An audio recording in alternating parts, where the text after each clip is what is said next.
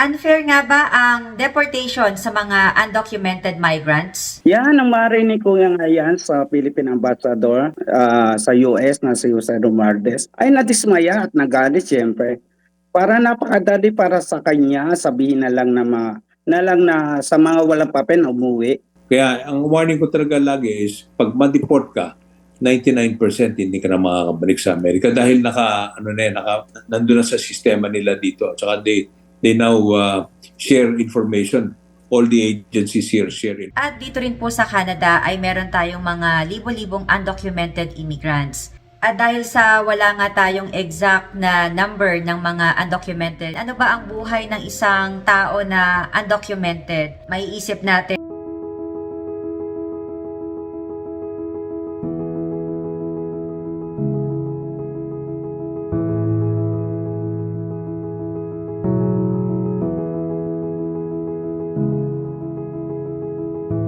Unfair nga ba ang deportation sa mga undocumented migrants?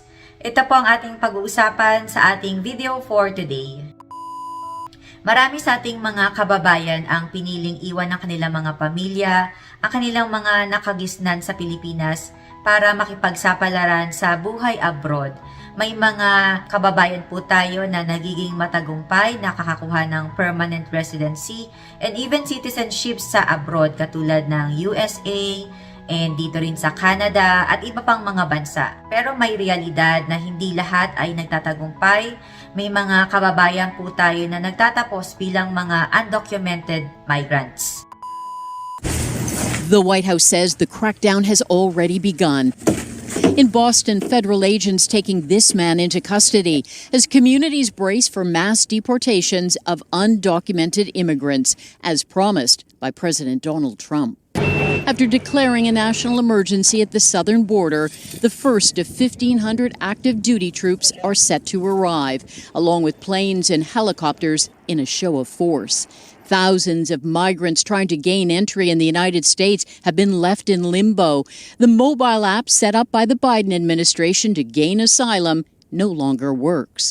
And refugee admissions into the country halted indefinitely. At nag-viral nga din ng mga videos about sa mass deportation ng US sa mga illegal immigrants. At dito rin po sa Canada ay meron tayong mga libo-libong undocumented immigrants. At dahil sa wala nga tayong exact na number ng mga undocumented migrants, dahil nga undocumented sila, pero based sa academic source, ito ay nasa 6,000 to 200,000 undocumented migrants dito sa Canada.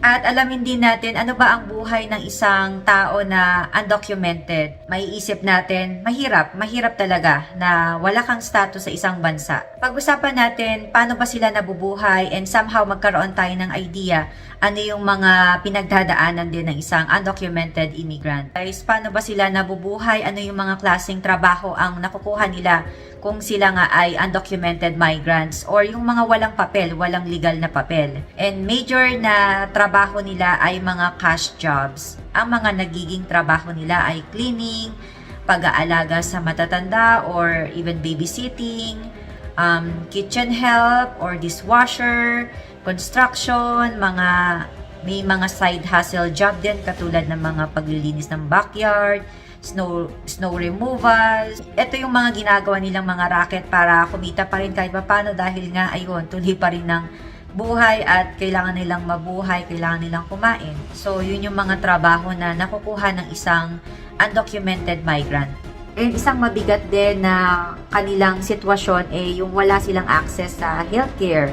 At isang mabigat din na part, although dito nga sa Canada ay pwede kang makapag-access ng healthcare kung yun nga, meron kang legal status. So, yung iba sa kanila, iniiwasang makapunta sa mga ospital kahit may sakit or na-aksidente. Marami sa kanila din yung na-exploit, na-abuso dahil nga kahit bayaran sila ng mas mababa sa minimum wage. So, per province po, may mga minimum wage tayo. Pero, hindi naman sila makapagreklamo dahil nga wala naman silang papel. Hindi naman nila ma-report yung mga labor violations na nangyayari sa kanila. Kasi nga, wala silang papel. That's the hard reality rin sa buhay ng mga undocumented migrants. Takot din silang lumapit sa mga polis. Ayun, pagka may nangyayaring hindi maganda sa kanila, threat sa buhay nila, etc. Or even mga abuse. Umaasa na lang sila sa tulong ng mga communities. May mga ibang nakakatanggap ng support mula sa mga simbahan, charity, at mga migrant organizations para sa kanilang mga pagkain and even tirahan.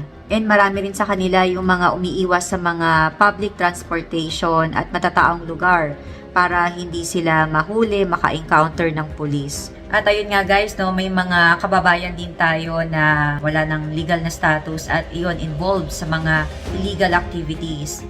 24 na Pinoy mula Amerika ang pinadeport dahil sa pagkakaugnay sa mga ilegal na aktibidad doon.